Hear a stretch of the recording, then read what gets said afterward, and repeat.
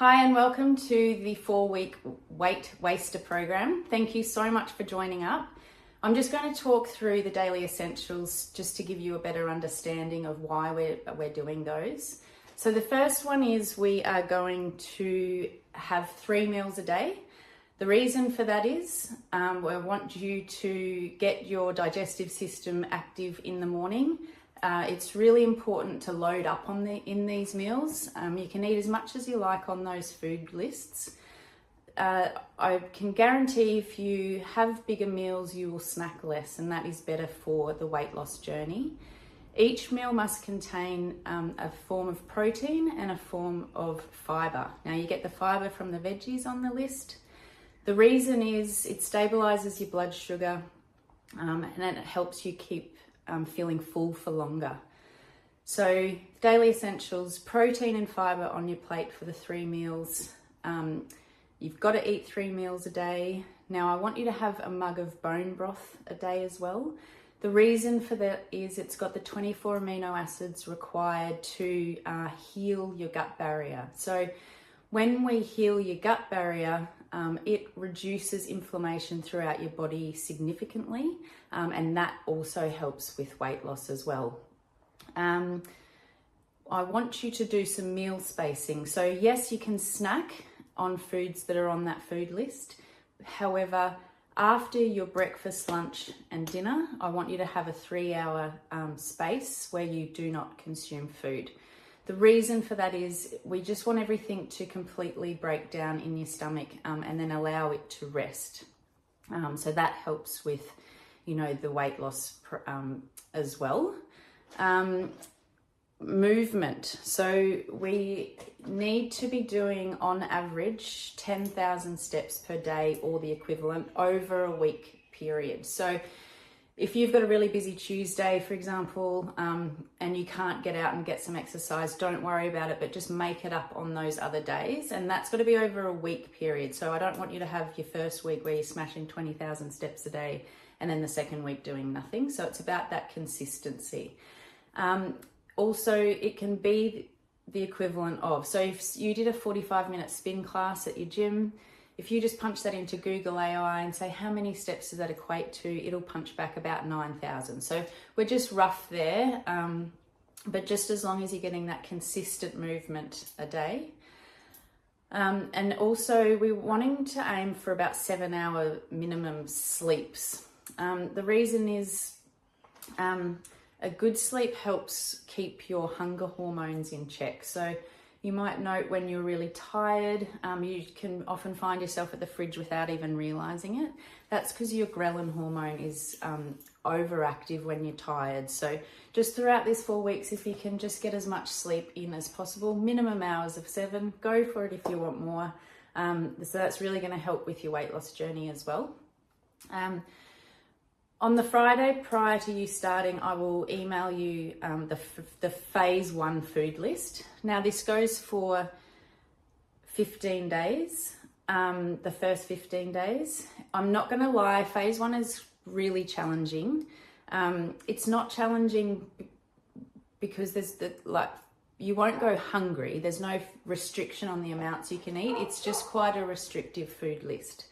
My advice, as I mentioned before, is to load up for your breakfast, lunch and dinners in the first phase. And this will help you just keep full for longer. All food must be cooked in phase 1, all the veggies. And the reason that we get this to happen is because the cooking process starts the breakdown of the fibres. So for many of you, you'll be having quite an increase in the fibre intake that you're having compared to normal.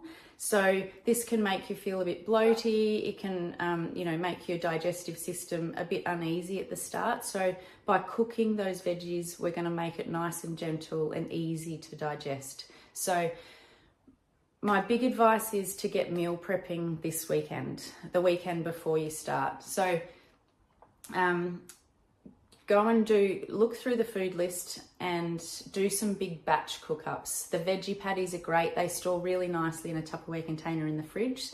I load them up and then you can just grab 2, put some avocado on, and that's your your lunch done. You don't even have to think about cooking, because think about it, if you're cooking at every single meal, that takes time, but there's also dishes with every meal. So do a few big soup, a big batch of soup, cook up and freeze it into single portions, so that, you know, you come home from a busy day and all you have to do is grab that soup out and heat it up. So that's the advice. Now, that you will feel a few symptoms really early on. Usually day 1, day 2, people feel headaches, and that's usually a sign of withdrawal from something. So mainly caffeine and sugar. So for those who do have a few coffees a day, or, you know, tend to eat a bit of sugar, you might experience some headaches. So just, you know, drink lots of water and just be kind to yourself in those days. They sort of come quickly, but they go quickly. As I sort of touched on before, you might have a bit of an upset stomach at the start. This is really normal. Some people experience diarrhea, some will experience being blocked up. Depending on what platform you're coming from with your fibre intake is usually determines which way you'll go. It's really normal. It'll pass by about day 10. You should be, your tummy will really settle down, your digestive system will settle down. So just be aware of that. That's pretty much the only symptoms that you should feel. So just running over those daily essentials again: 3 meals a day with a 3-hour meal spacer, protein and fibre at every meal. We're going to be hitting a 10,000 step or equivalent steps per day movement, and 7 hours minimum of sleep, and your mug of bone broth. Now, one thing I need you to do on day 1, you must text me your weight, your starting weight, and then every Sunday from then on, so the end of each week, I'll get you to submit your weight to me as well. So I do the weekly weight loss graphs. You've been assigned a colour, so when those graphs come out, it'll be a bar graph. You'll just look for your colour and you'll see where you sort of sit with the cohort, who's starting with you. That's all from me for now. If you've got any questions, just flick me a text or give me a call or email, and I'll get back to you. But yeah, just really recommend getting into that food prep on the weekend beforehand. And yeah, good luck to start Monday. Thanks.